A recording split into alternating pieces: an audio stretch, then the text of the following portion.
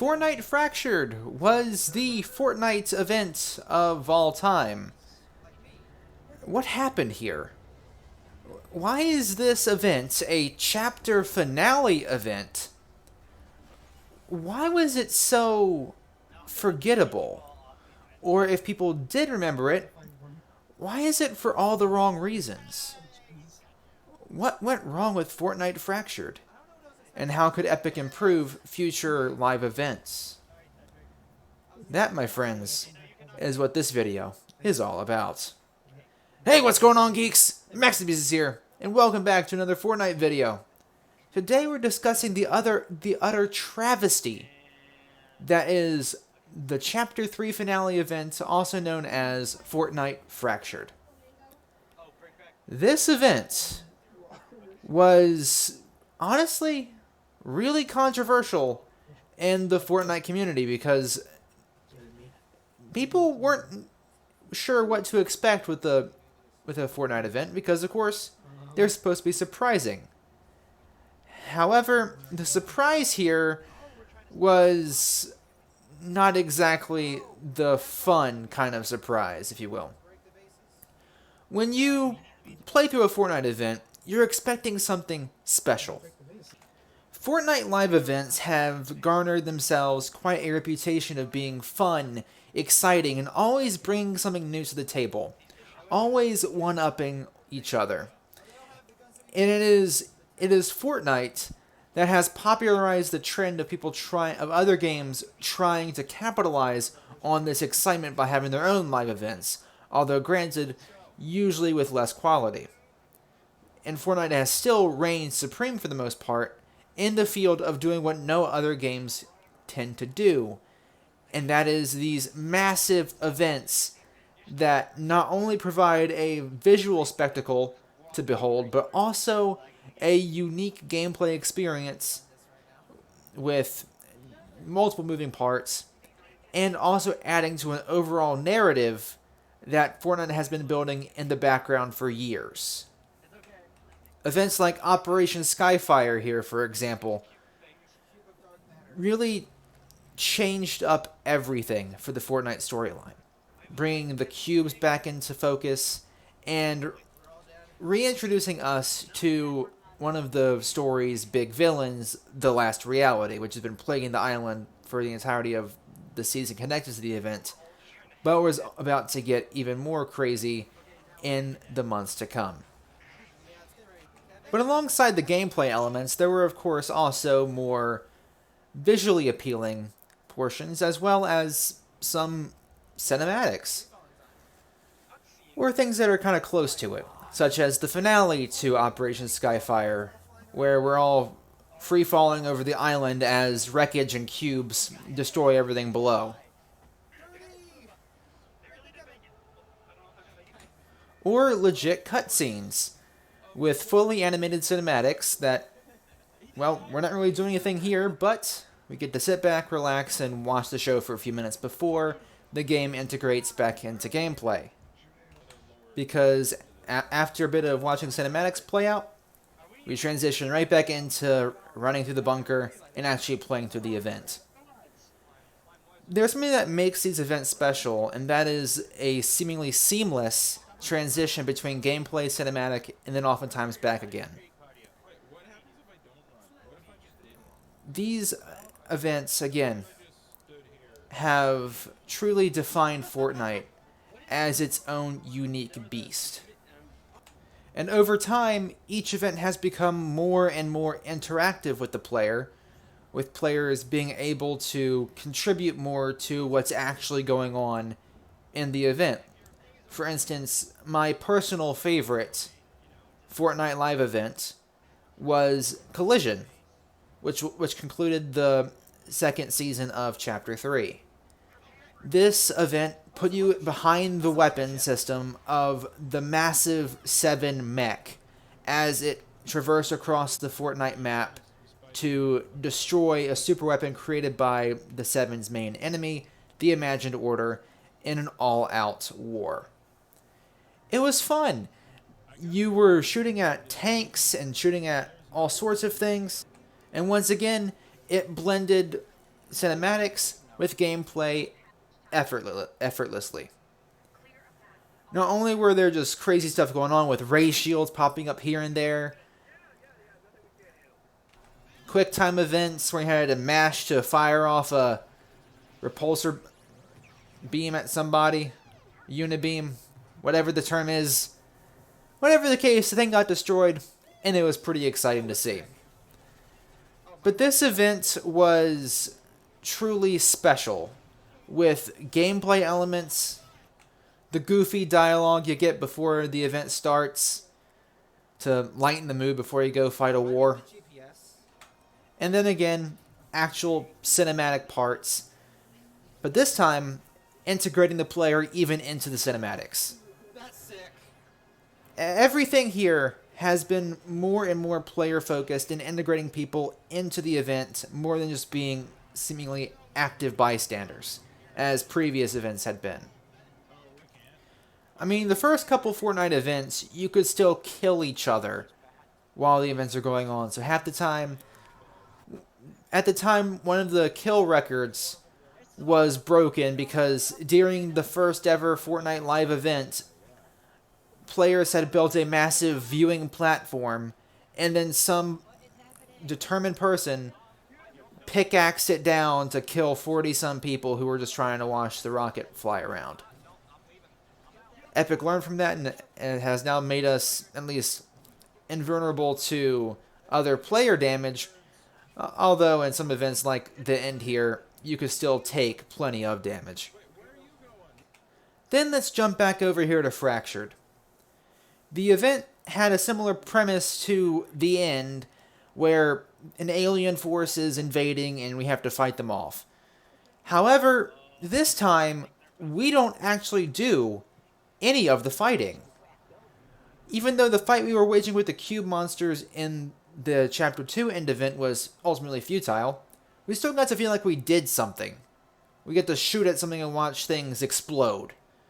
Meanwhile, with this one, with Fractured here, all the actual action is occurring in a cutscene.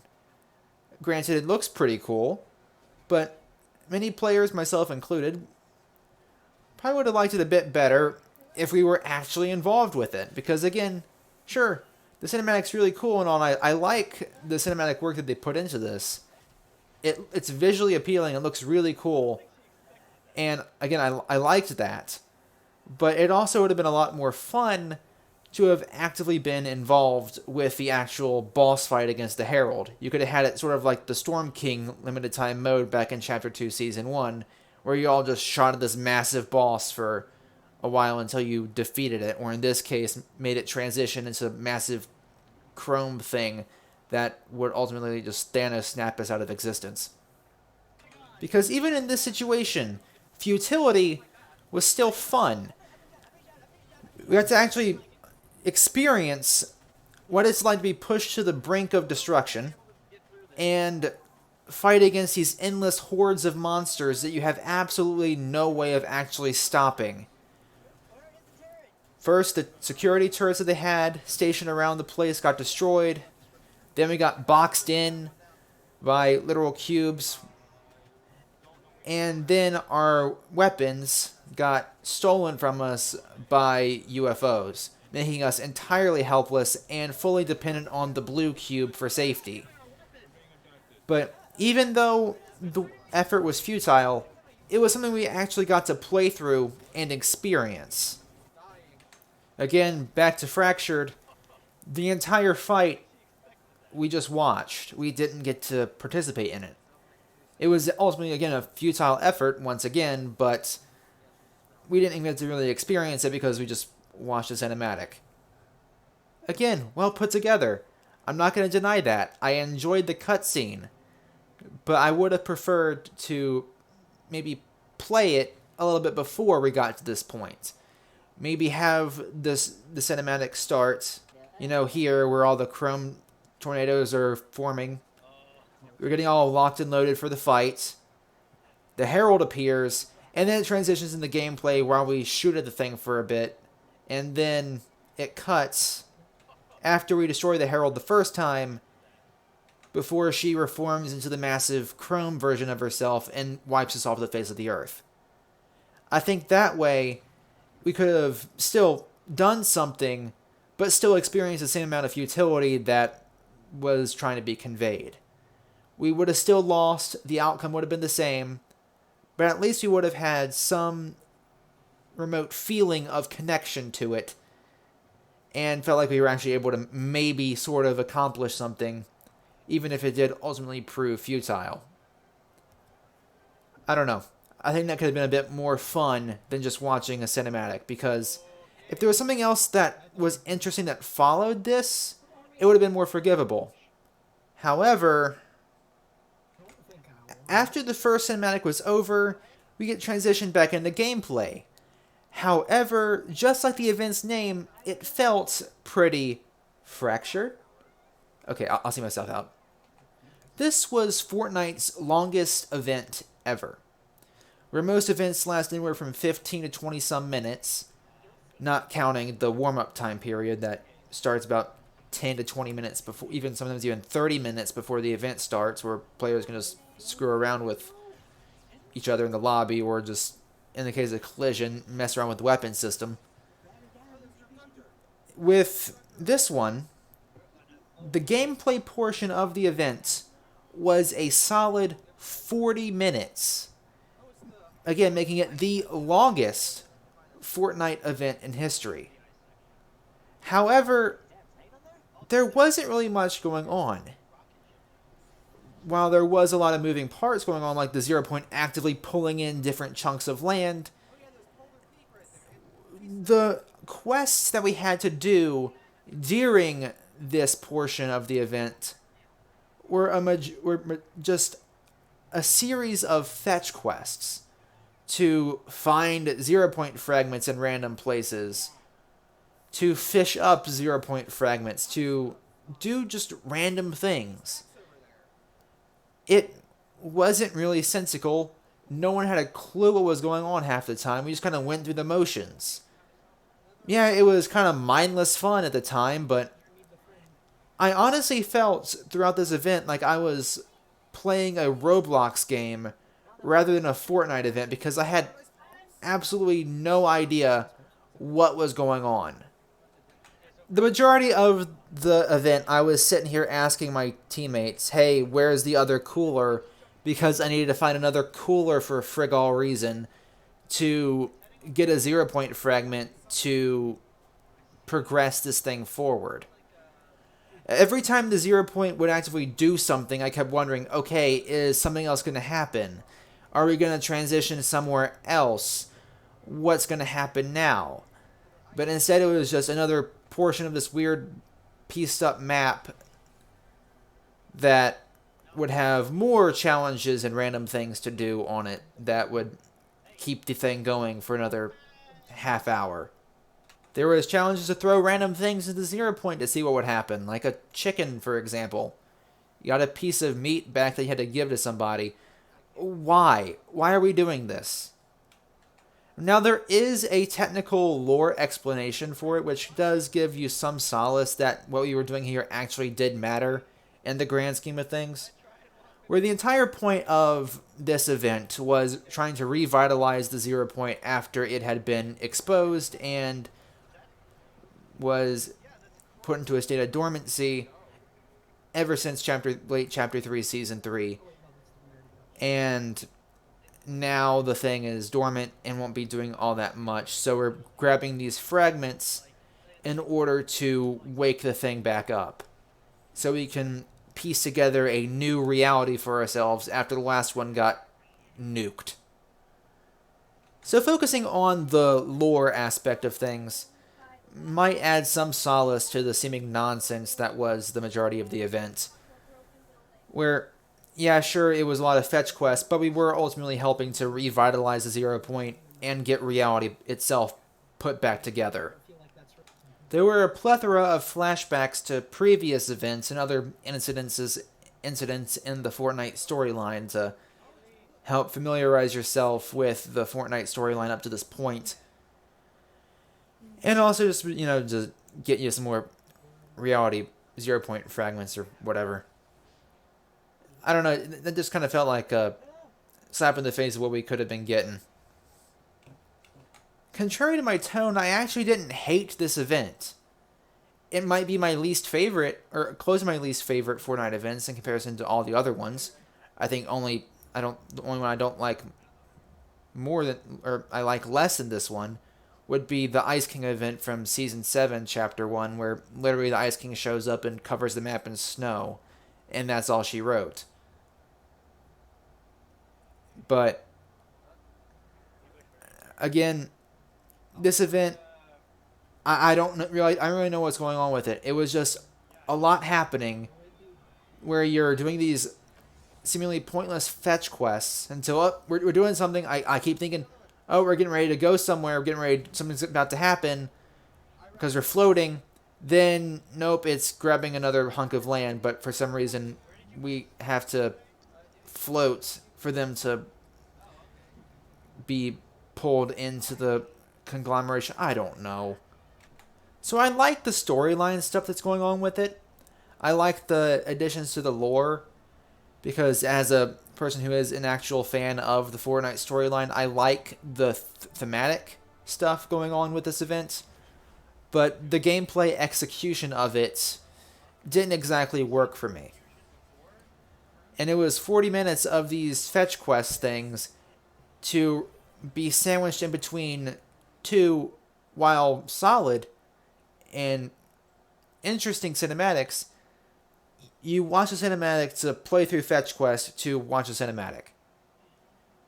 Again, I like the storyline, I like the cinematics, but I think the gameplay execution of the event could have been so much better.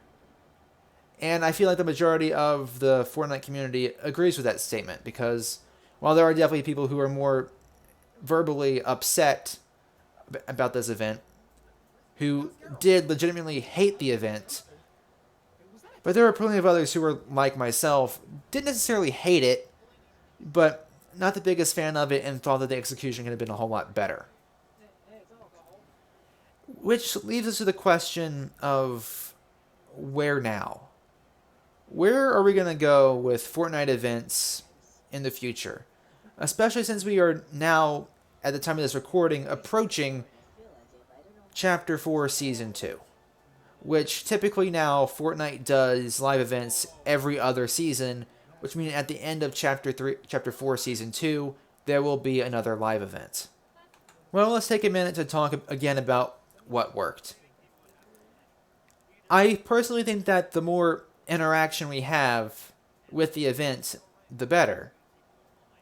However, while Fractured was still technically very interactive, you have to have some sort of purpose behind it, and also have some structure to it as well, as this felt way too open.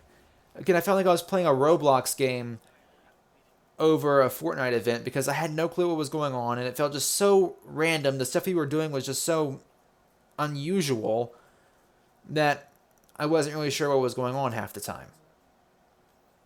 It was easy to get lost in the random side quests, and you kind of lose the actual story of what's actually going on in the event, which at that point you've kind of lost your audience. I think events like Operation Skyfire, The End Part 2, even Galactus event, and Collision handled interaction with the event far better. And I think doing events like those would be beneficial for the future of live events. Additionally, I think that if one wanted to have another event of this length, it would be really cool, and I think it would definitely be doable. However, again, you just got to make sure that the execution of that and the pacing of it actually works out and keeps your audience actively engaged throughout the entire thing. Which, again, in my opinion, Fractured failed to do, at least for me. So this leads us to a perfectly valid question. Well, Max, if you have so many strong opinions about Fortnite live events, what do you think that they should do in the future? If you had to design a live event, what would you do? Well, Epic Games, if you're listening to this and you want to use this idea, go for it. I don't expect reparations or anything, or any form of payment. Here's an idea for you to copy paste entirely for free. Well, technically it's out of the books now, but well, I can at least give you my idea, right? This season, across the map, we were introduced to several new NPCs. We had Wildcard, who was in charge of planning a heist. See where this is going? And a lot of the other NPCs on the island were a part of his crew or contemplating joining in on this heist. Now, here's what I was thinking for my proposed Fortnite live event. For a massive heist, you would want to target a pretty wealthy, well-known, major institution or place to, maximize your profit, maximize the loot you get for actually joining the heist. And at this point on this current island, what is the biggest, strongest, and likely wealthiest faction or organization existing on this island? As it stands, currently, that would be the Oathbound, with their headquarters at the massive castle at the Citadel. So what I was thinking was that the Wildcard and his goons would stage a heist on the Citadel to raid it of its riches and uncover its secrets. Okay, so how exactly are they going to get in? Well, this season, we were introduced to kinetic ore, the very volatile resource that can be used to propel things around the map, and also was the metal behind the shockwave hammers, which was good mobility. However, in one of the early quests for the storyline this season, we made a different version of the kinetic ore that made it more explosive. So that, my friends, could be our way in. Now here's the story. The motivation for why the heist is even happening to begin with. Wildcard, being the thief that he is, wants the wealth that the Oathbound has.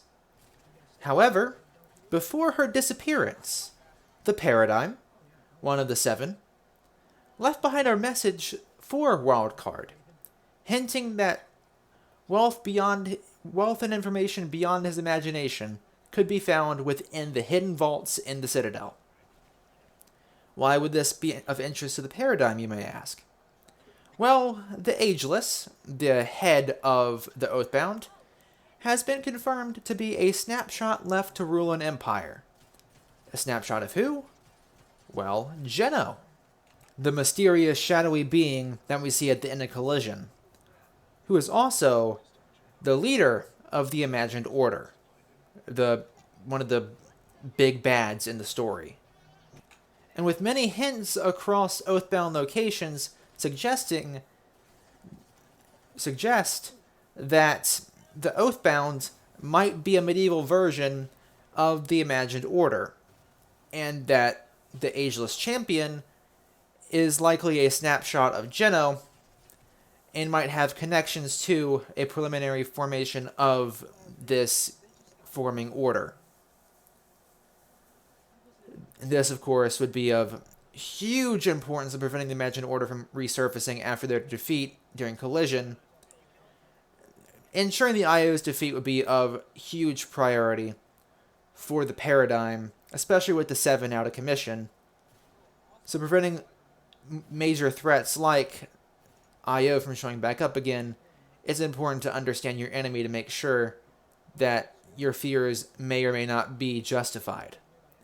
And with the Oathbound having the closest connection to the Imagined Order, as well as the Ageless being a snapshot, potentially influenced by Geno to lead this kingdom, it would be useful for the Paradigm and other allies of the Seven to have intelligence on and all available information on the Ageless, his organization, and their ties to the Imagined Order. Which would be why Paradigm would be interested in having this heist go off without a hitch. And of course, the wealth and whatnot would be going to Wildcard and his own crew of compatriots. In terms of gameplay, how would this event play out? Well, I kind of picture it sort of like a Fortnite version of like a GTA heist, where people have their selected roles for what part of the heist they're going to play, whether that be your demolitions expert, your getaway driver, your hired muscle, or just your jack of all trades, crew leader type of a person. Similar to Collision, it would be a 4-person only event where players would select their role before the event starts, likely in the starting lobby for the event. You would choose what role you want to be, and then the event starts with some cinematic blended with the gameplay, and then you're off. Your getaway driver would be responsible for maintaining the vehicle and evading pursuing Oathbound forces after the heist begins. Initially, they'll be stationed outside the Citadel, just kind of hanging out. And I picture the vault kind of being hidden behind a waterfall on the underside of the Citadel. When the explosive expert puts down the kinetic ore to detonate the place and the explosion resounds, then you're going to be charged by Oathbound soldiers, which would be when the getaway driver starts to evade those to make sure that the 3 actively inside the Citadel would have a ride to return to. So the getaway driver would be actively trying to get away from Oathbound forces and then rendezvous with the team to get them out of Dodge when the heist is complete. When the explosives go off, the hired muscle will be in charge of defending the squad leader and the demolitions expert as they enter the vault and start looting. There will be a brief break for all players to watch a quick cinematic of the group entering into the vault and the crazy discoveries that they find within. Again, Epic, if you guys want to steal this, you guys can fill in the blanks there of what exactly they find. But after stealing all they can and gathering as much information as possible from the records of the Oathbound, it's time for the Great Escape. So the group then fights their way out through a group of the Oathbound Knights, and then rendezvous ultimately with the getaway driver. Then another cutscene happens where the group escapes, and then you have your crazy reveal, like you're decoding the information. You have this crazy reveal or something like that happens afterwards. So there's your event of what could have been the major heist event, bringing all the background story with the various NPCs into the forefront, as well as connecting the Oathbound to IO, or maybe not. Again, maybe the findings are that they're not connected with the Imagined Order, but they're their own institution or whatnot. You have some wiggle room to make some twists and turns how it would best fit the storyline. But both fortunately and unfortunately for me and my idea, the heisted thing did in fact happen. The heisted did happen this season in its own variation of your standard Fortnite game mode, with the Most Wanted event. This was, in my opinion, one of the most fun limited time, I guess you can call it a little limited time mode type of thing, even though it was integrated into the regular Battle Royale.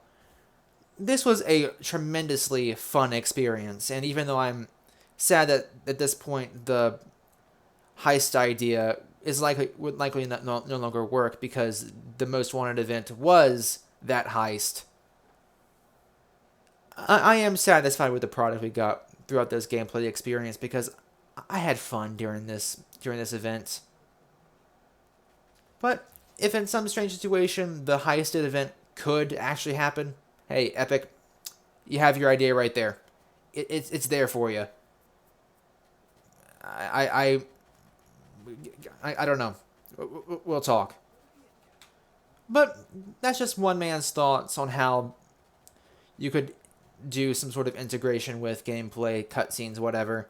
Still have your fun, still have your cinematic elements, but still keep Fortnite events fresh, fun, and new. But again, just my thoughts, just my opinions. Let me know in the comment section down below your thoughts and feelings on Fortnite Fractured and the future of these exciting live events. What do you want to see for whatever the new live event for Season 2 is going to be? Let me know your thoughts in the comment section down below. I look forward to reading. Thanks guys for listening and watching, and as always, Maxusthebeast is out.